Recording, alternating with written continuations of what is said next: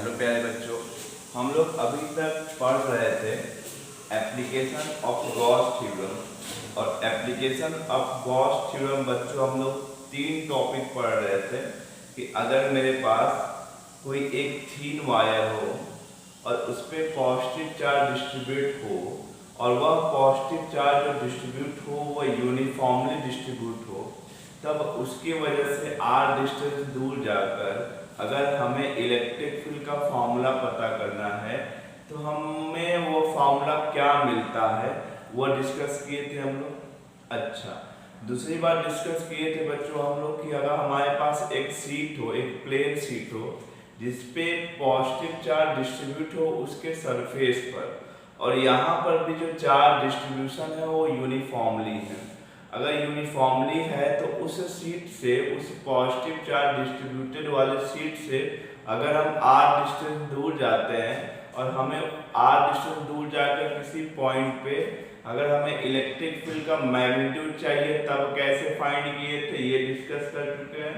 तीसरा बच्चों डिस्कस कर रहे हैं, पिछले कई दिनों से हम लोग इस टॉपिक पे डिस्कस कर रहे हैं कि अगर हमारे पास स्फीयर हो और स्फीयर पे पॉजिटिव चार्ज डिस्ट्रीब्यूट हो और यह पॉजिटिव चार्ज जो डिस्ट्रीब्यूट हो रहा है यह भी यूनिफॉर्म हो, तब उसकी वजह से हम उसके सेंटर से उस स्फीयर के आउटसाइड पॉइंट पे इलेक्ट्रिक फील्ड हम डिस्कस कर चुके हैं, इनसाइड पॉइंट पे डिस्कस कर चुके हैं। अब रही बात ये बच्चों, स्फीयर कई टाइप्स के हुआ करते हैं। एक तो अपने पास हॉलो स्फीयर ले लेंगे, दूसरा हम क्या लेंगे, सॉलिड स्फीयर लेंगे।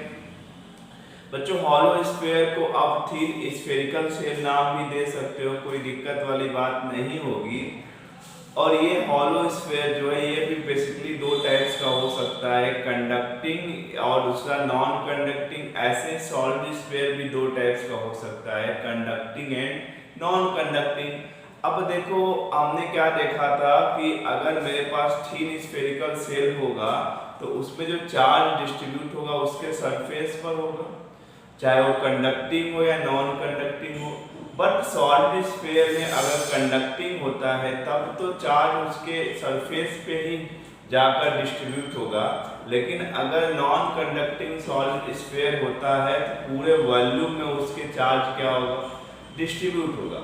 तो खैर ये सब बातें हम लोग डिस्कस कर चुके थे। आज हम डिस्कस करेंगे कि अगर अपने पास ये जो चार्ज डिस्ट्रीब्यूशन है यह यूनिफॉर्म न होकर नॉन यूनिफॉर्म हो जाए तब कैसे निकालेंगे इलेक्ट्रिक फील्ड का फॉर्मूला, तो इसके ऊपर हम लोग डिस्कस करेंगे बच्चों। देखो ध्यान से, आज अपने प्यारा सा हेडिंग बनाते हैं, electric field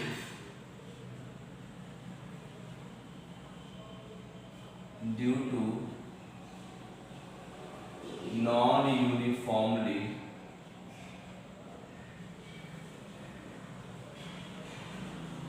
distributed, non-uniformly distributed, non-conducting sphere। ठीक है, इसकी वजह से हम लोग पता करेंगे इलेक्ट्रिक फील्ड। चलो समझो कि इस बार जो नॉन यूनिफॉर्मली डिस्ट्रीब्यूटेड है, इट मीन्स इस बार जो आपका रो है ये कांस्टेंट नहीं है, ये वेरिएबल है। और वेरिएबल कैसा है, डिपेंड अपॉन स्मॉल आर। ये स्मॉल आर पर डिपेंड कर रहा है, मतलब रो जो है वह डायरेक्टली प्रोपोर्शनल टू आर है। अगर डायरेक्टली प्रोपोर्शनल टू आर है तो इसको हम लिख सकते हैं rho equal to rho naught r. ठीक है, ये आपको क्वेश्चन में दिया है, ये गिवन रहेगा कि rho equal to rho naught r, आपको क्वेश्चन दे चुका है।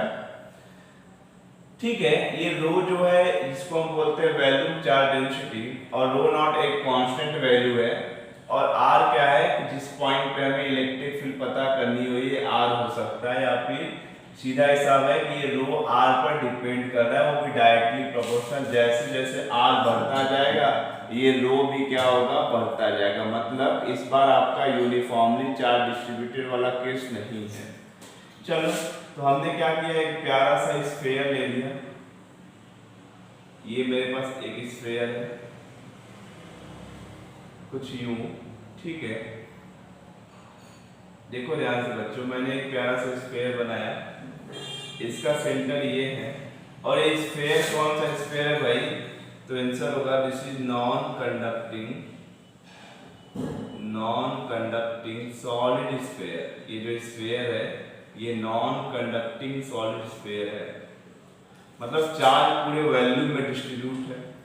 इसका रेडियस मैंने r ले लिया और मैंने इसके सेंटर से स्मॉल r डिस्टेंस दूर जाकर यहाँ पर हमें निकालनी है इलेक्ट्रिक फील्ड का फॉर्मूला। तो यहाँ पर हम बनाएंगे क्या बोलो? Gaussian surface. Gaussian surface 3D होता है, सिमेट्रिकल होता है। ये आपका बन गया बोलो क्या? Gaussian surface. और गॉसियन सरफेस भी एक स्फीयर बना है जिसका रेडियस स्मॉल r है ना? ठीक है, तो फिर से हमें पता है कि हम फ्लक्स कैसे निकालते हैं। तुम बोलता है cyclic integration of E D A cos theta. आपको पता है यहाँ पे कि थीटा हम 0 डिग्री लेंगे, तो फ्लक्स हमें मिलेगा ई को बाहर कर लिया, integration of D A cos 0 की वैल्यू 1, तो यहाँ से फ्लक्स हमें मिलेगा ई इंटू ए। रही बात कि इसमें एरिया हम किसका लेंगे? पूरे स्फीयर का लेंगे या ओनली गॉसियन सरफेस का लेंगे? तो आंसर होगा गॉसियन सरफेस का लेंगे, क्योंकि फ्लक्स थ्रू गॉसियन सरफेस ही हम निकालते हैं। ठीक है, तो क्या मिल जाएगा? E into 4 pi small r square. तो हमें बच्चों फ्लक्स मिल चुका है। मैं यहाँ लिखता हूँ कि हमें फ्लक्स मिला है कितना? E into 4 pi r square. This is equation number first. अब हम बात करें according to Gauss theorem, according to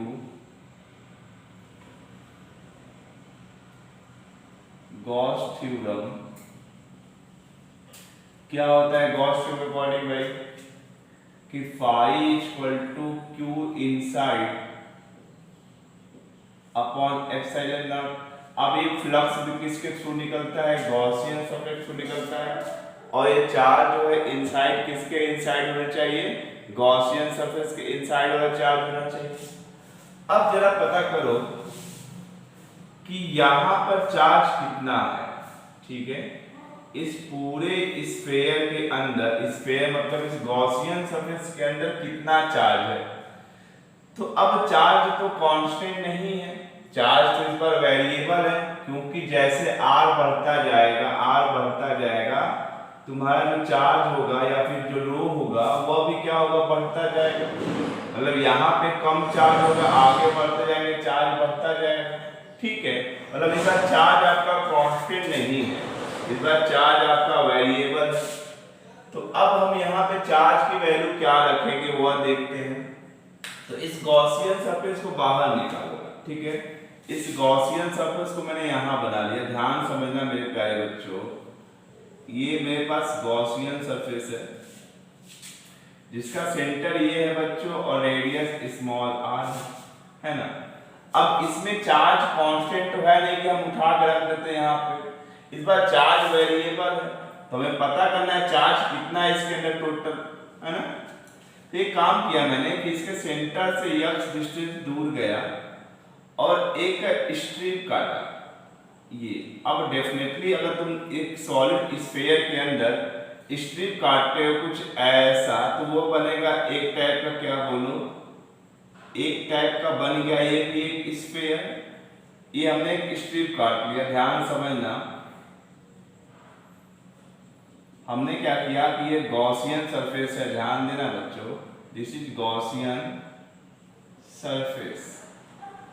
अब गॉसियन सरफेस के सेंटर से x डिस्टेंस ऊपर गए और एक dx थिकनेस का हमने एक स्फेरिकल सेल काटा। स्फेरिकल सेल मतलब एक टाइप का तुम कह सकते हो कि अपन जो काट के निकालेंगे वो कुछ रिंग ही मिलेगा या फिर स्फेरिकल सेल ही मिलेगा। ठीक है, समझ रहे हो। फिर बॉल निकालोगे, बॉल अंदर से काट के, ठीक है। बॉल समझते हो, स्फेरिकल शेल, ठीक है, हॉलो स्फीयर कह लो, ठीक है बच्चों। और मैंने बोल दिया कि इस पे जो चार्ज होगा, इस हॉल स्फेरिकल शेल पर जो चार्ज होगा वो dq होगा, ठीक है। अब हमें इस पूरे चार्ज की बात करना है कि इसके अंदर टोटल चार्ज है कितना। तो हमने मान लिया कि तुम्हारा टोटल चार्ज जो होगा वह टोटल चार्ज होगा, वो आपने Q ले लिया। अब एक Q कब निकलेगा, जब आप dq का इंटीग्रेशन करोगे, है ना, dq का इंटीग्रेशन करोगे और लिमिट कहां से कहां तक लोगे, 0 से लेके r तक, क्योंकि इसका रेडियस r, हमें इस पूरे के अंदर गॉसियन सरफेस के अंदर हमें चार्ज पता करनी है, ठीक है। समझ पा रहे हो नहीं समझ पा रहे हो?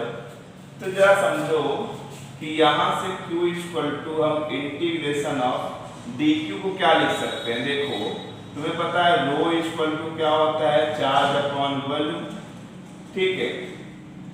तो अगर मैं यहां से q लिखूं, अगर मैं यहां से q निकालूं तो रो इंटू v मिलेगा, है ना। अब देखो ध्यान से, इस बार रो कांस्टेंट तो है नहीं, तो रो क्या है, रो नॉट r है, रो नॉट r है। अब r नहीं, हम x लिखेंगे क्योंकि हम x डिस्टेंस दूर जाके बात कर रहे हैं। और वैल्यू किसका लेंगे, वैल्यू हम लोग इसका लेंगे, इस स्फेरिकल शेल का जो अपन ने एलिमेंट काटा है, ठीक है ना। तो मैंने यहाँ पे भी खैर v लिख दिया। अब हमें v पता करनी है, ठीक है, ध्यान समझना। अब देखो यहाँ पे q को तुम dq लिख सकते हो, dq, क्योंकि हम स्फेरिकल शेल की बात करें, इस पे चार्ज कितना है, dq चार्ज है, ओके। अब v कैसे पता करेंगे, जरा उसको देखो, v पता करने का क्या तरीका होगा। अब जो तुमने एलिमेंट काटा है, जो तुमने एलिमेंट काटा है उसको बाहर निकालो जरा। तो देखो ये मेरे पास एलिमेंट है, ये मेरे पास एलिमेंट जो हमने काटा है अभी, ये कुछ ये क्या है, एक टाइप का बॉल है, ठीक है। एक काम करो, इसको फैलाओ, ठीक है, इसको काट के यहां से फैला दो। जब फैलाओगे तो एक ऐसा मिलेगा हमें, ये, ठीक है। तो ये वाला लेंथ क्या होगा इसका, तो तुम्हारा आंसर होगा 4 पाई x स्क्वायर, होगा कि नहीं होगा, क्योंकि भैया इसका सरफेस एरिया तो यही होगा। और ये क्या मिलेगा इसका, बोलो, dx थिकनेस। अब तुम एरिया को उसके थिकनेस से मल्टीप्लाई करो, तुम्हें वैल्यू मिलेगा, है ना, क्योंकि वैल्यू क्या होता है, एरिया इनटू हाइट। तो एरिया इसका 4 पाई x स्क्वायर होगा, भाई ये फैलेगा पूरा ऐसे चपटा जाएगा जी। तो क्या मिलेगा, इसका वैल्यू क्या मिल जाएगा, बोलो। अगर हम इसका वैल्यू चाहें तो हम एरिया इनटू हाइट लिख सकते हैं। एरिया इसका 4 pi x square D area हो गया, और हाइट कितनी हो गई, dx हुआ। तो हम यहां से dq लिख सकते हैं कि dq equal to rho naught x, और v की जगह क्या लिखेंगे, 4 पाई x स्क्वायर dx। तो dq मिल जाएगा आपको, मैं लिखता हूं बच्चों यहाँ पे 4 pi rho naught x power 3 dx, ये मिलेगा। अब हमें इसका इंटीग्रेशन करना पड़ेगा। तो अगर हमें q निकालनी है तो इंटीग्रेशन ऑफ dq करना पड़ेगा। देन dq की value 4 pi rho naught x cube dx। अब लिमिट रख लो, तो यहां से लेके गॉसियन सरफेस का लिमिट क्या है, यहाँ पे r 0 है और यहाँ पे r है, तो 0 से लेकर कहां तक, बोलो, r तक। तो q equal to 4 pi epsilon naught बाहर कर लो, x क्यूब dx का इंटीग्रेशन हो जाएगा x पावर 4 बाई 4, 0 से r तक, 4 से 4 मर जाएगा, तो बचेगा क्या, जरा देखो, पाई रो नॉट r पावर 4, यही बचेगा। तो आपका जो q मिला वो मिला पाई रो नॉट r पावर 4, ये मिला आपको चार्ज, ठीक है। अब देखो आपके पास पता है कि जो फ्लक्स होता है वह चार्ज अपॉन एप्सिलॉन नॉट। तो चार्ज की वैल्यू हमें मिल चुकी है, pi rho naught r power 4 upon epsilon naught, ठीक है। इसको इक्वेशन नंबर 2 रख लो। अब फर्स्ट इक्वेशन और सेकेंड इक्वेशन को इक्वेट कर लो, या फिर फर्स्ट लिखो यहां से from equation first and second. First second से क्या मिलेगा, देखो फर्स्ट में क्या मिला हमें कि E into 4 pi r square equal to, इधर क्या मिलेगा बोलो, pi rho naught r power 4 upon epsilon naught. तो पाई से पाई मर जाएगा, आर पावर 4 से आर पावर 4 मिलेगा, तो E क्या बचेगा बोलो, rho naught r square upon 4 epsilon naught. ये मिलेगा हमें इलेक्ट्रिक फील्ड का फॉर्मूला। ठीक है, तो नोट कर लो, यहाँ पे हमें दिख रहा है कि E आपका जो है वो directly proportional to r square है, और हम लोग कहाँ बात किए हैं, इनसाइड पॉइंट पे। इस केस में हम इनसाइड पॉइंट की बात करें, जिसमें आर क्या होगा, छोटा होगा कैपिटल आर से। ठीक है, इतनी सारी बातें नोट करो, फिर आगे बढ़ेंगे हम लोग।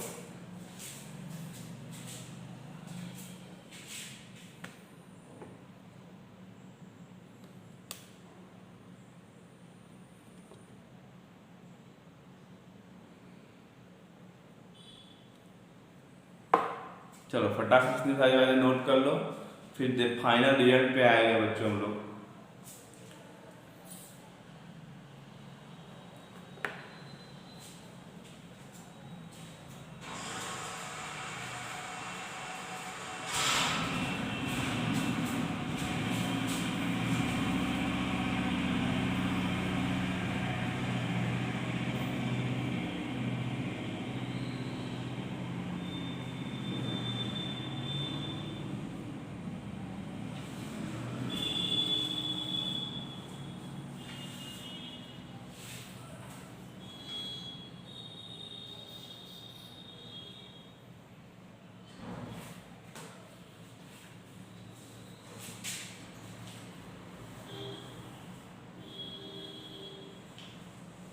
ठीक है, तो खैर यही फाइनल रिजल्ट आपका है कि आर डिस्टेंस दूर जाओगे आपको रो नॉट दिया रहेगा, आर दिया रहेगा, तो यही हमारा क्या होगा, आंसर होगा।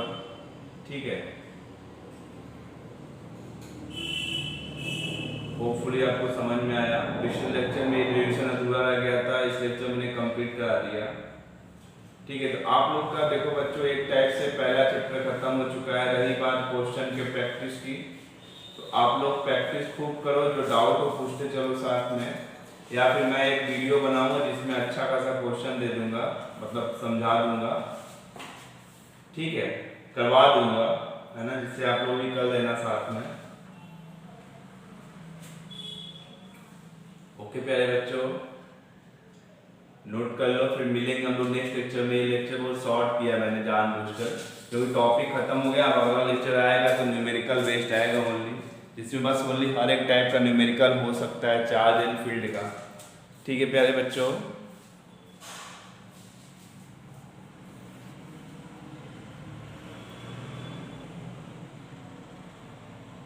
तो एक बात ध्यान देना कि जब भी अपने पास नॉन यूनिफॉर्म का केस होगा, तब आपको इंटीग्रेशन करना पड़ेगा चार्ज निकालते समय। ठीक है,